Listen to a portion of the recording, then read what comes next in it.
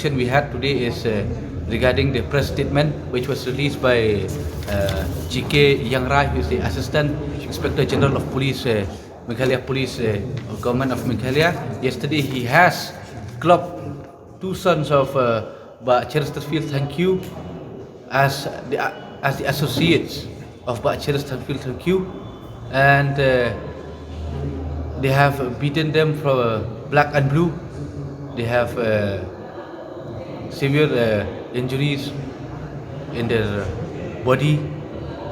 We request, we demand from the Assistant IGP to give a clear statement as to whom these two associates he is mentioning, whether it is the sons of Pak Chesterfield Thank You or other people. Please give a clarity and a clear statement so that we as the people of Meghalaya and also the whole of the state will know who are these people who are directly associated with Pak Chesterfield Thank You. And another thing is we invite and request the people of Meghalaya and also the people of the state, as Pak Chesterfield Thank You is a public figure in the state as a whole.